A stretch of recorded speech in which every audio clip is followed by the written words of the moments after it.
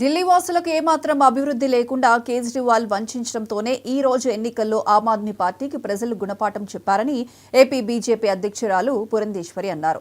Visakhapatnam BJP కార్యాలయంలో పలువురు పార్టీలో చేరారు. ఈ సందర్భంగా పురంధేశ్వరి వారికి కాషాయ కండువా కప్పి పార్టీలోకి ఆహ్వానించారు. డబుల్ ఇంజన్ సర్కార్ అంటే ఎలా ఉంటుందో దేశ ప్రజలు చూస్తున్నారన్నారు. ఎన్డీఏ కూటమితోనే అభివృద్ధి సాధ్యమని అభిప్రాయపడ్డారు.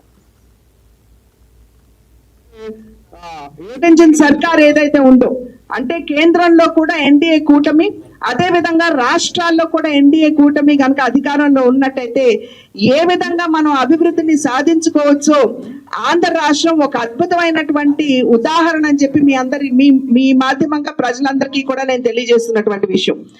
మొన్న అమిత్ షా గారు వచ్చినటువంటి సందర్భంలో వారు చెప్పారు, దగ్గర 3 లక్షల కోట్ల పెట్టుబడులు ఆంధ్ర రాష్ట్రానికి ఈ 7-8 నెలల్లోనే వచ్చినటువంటి పరిస్థితి.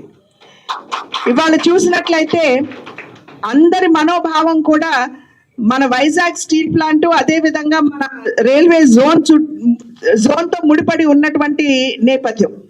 ఆ సందర్భంలో విశాఖ స్టీల్ ప్లాంట్ ని మొదటి నుండి కూడా భారతీయ జనతా పార్టీ యొక్క స్టాండ్ అదే.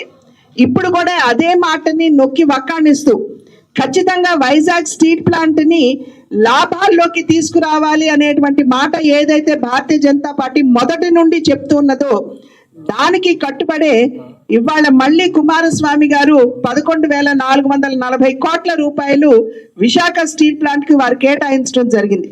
అక్కడ ఇంకొన్ని చిన్న ఇబ్బందులున్నా వాటన్నిటిని ఎప్పటికప్పుడు మంత్రి గారి దృష్టికి తీసుకుని వెళ్తూ వాటన్నిటినీ సవరించుకుంటూ ఖచ్చితంగా విశాఖ స్టీల్ ప్లాంట్ ని లాభాల్లోకి తీసుకొచ్చేటువంటి బాధ్యత కేంద్ర ప్రభుత్వం తీసుకున్నది అని చెప్పి మీ అందరికీ కూడా నేను తెలియజేస్తున్నాను. అదే విధంగా పోలవరం గత 5 సంవత్సరాల కాలంగా మనం చూసాం, కనీసం ఒక చిటికెడు మట్టి కూడా పోలవరం మీద వేయినటువంటి సందర్భంలో ఎక్కడ పనులు అక్కడే ఆగిపోయినటువంటి విషయం మనందరికీ తెలుసు. పోలవరం అన్నది ఆంధ్ర రాష్ట్రానికి, తెలుగు ప్రజలకు కూడా జీవధార కనుక అటువంటి పోలవరాన్ని పరుగులు పెట్టించే దిశగా ఇవాళ కేంద్ర ప్రభుత్వం 12,500 కోట్ల రూపాయలు పోలవరానికి కేటాయించినటువంటి విషయం మనందరికీ తెలుసు.